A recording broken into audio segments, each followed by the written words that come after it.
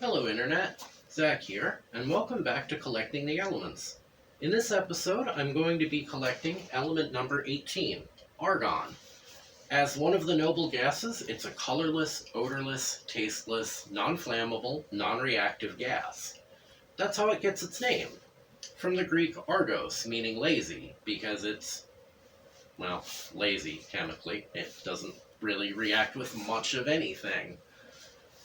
In a way, that's what makes it useful. It's used frequently as a shielding gas in welding because it won't react with red-hot metal.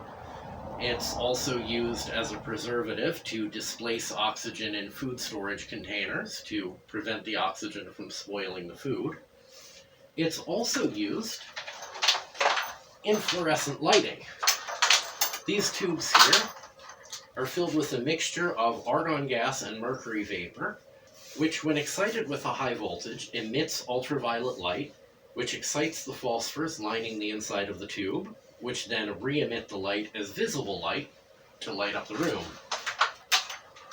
Argon makes up about 1% of the Earth's atmosphere, and it was discovered when scientists were studying the chemistry of nitrogen and noticing that nitrogen extracted from the air was somewhat heavier than nitrogen created by chemical reactions.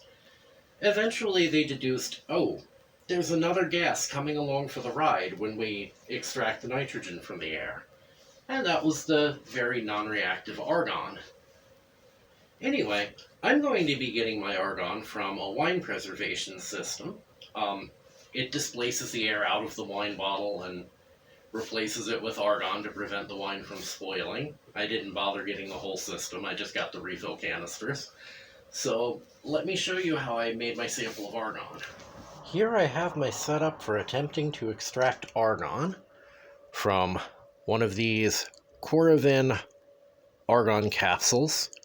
These are made for preserving wine.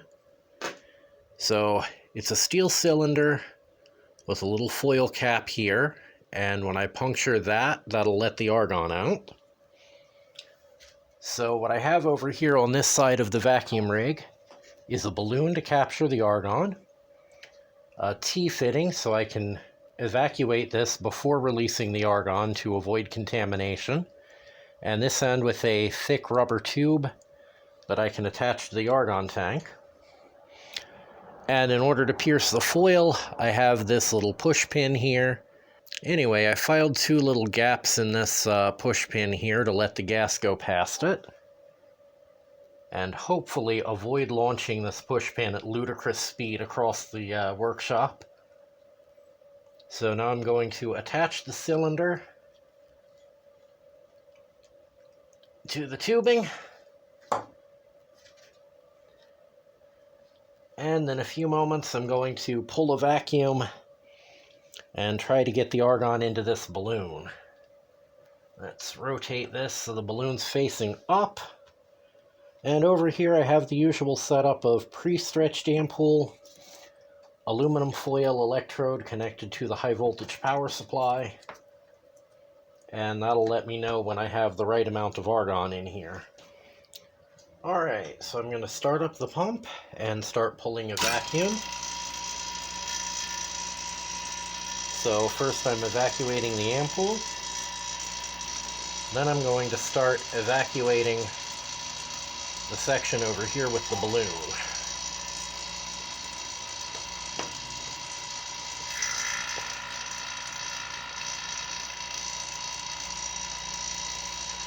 Okay, balloon's nice and evacuated. All of this is nice and evacuated. Seal that off. Seal this off. Turn off the pump. And let's hope this works.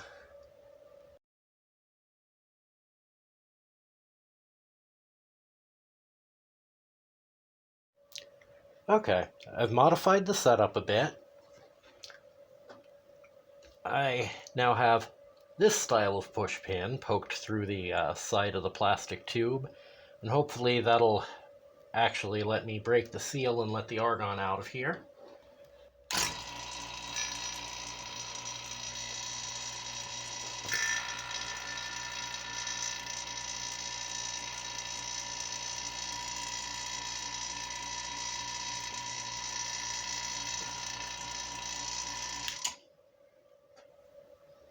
My roommate says it shouldn't be that difficult to open one of these. Where are my pliers?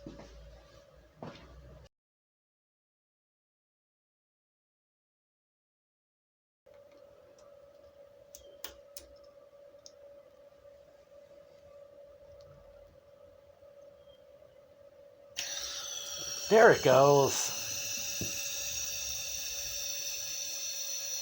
And that is a much gentler release of gas than I had expected. That is a pleasant surprise. Okay, so the balloon is filling with argon. Vacuum on.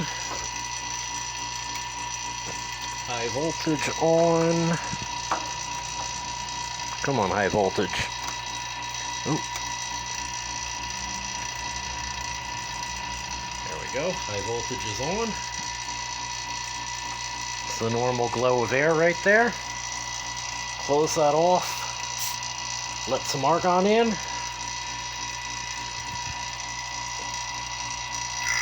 And pull the pressure down.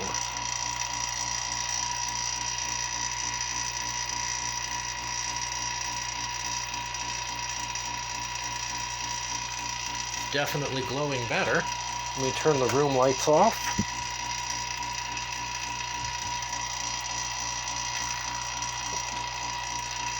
Pull the vacuum down some more.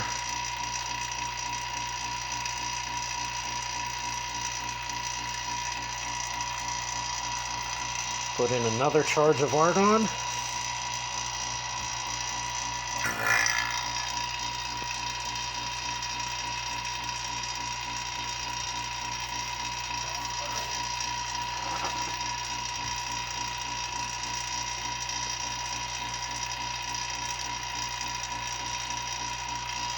Let's do one more flush.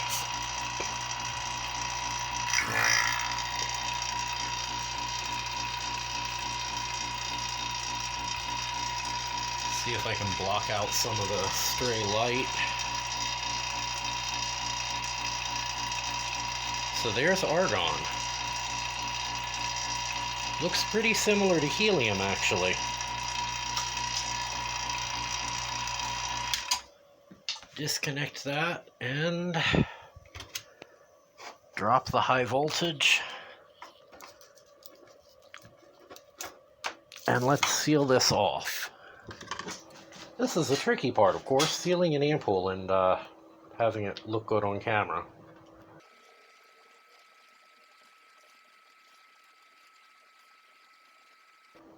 Twist and seal.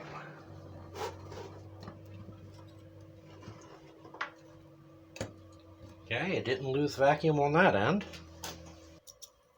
And the argon is still glowing.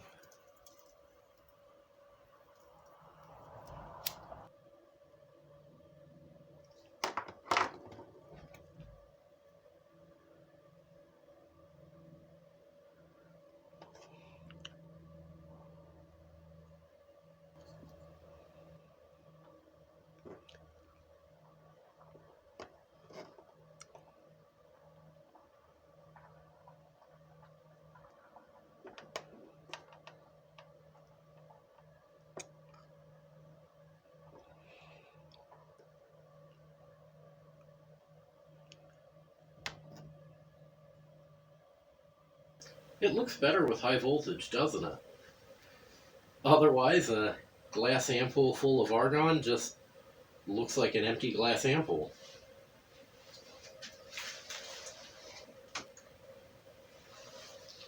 Anyway, I hope you enjoyed this episode. If you did, hit the like button. If you want to see more, hit subscribe and ring the little bell over here. If you know someone else who might like it, please feel free to share this. And if you want to help me make more videos, throw me a few coins on Patreon or PayPal. Links in the description. See you next time.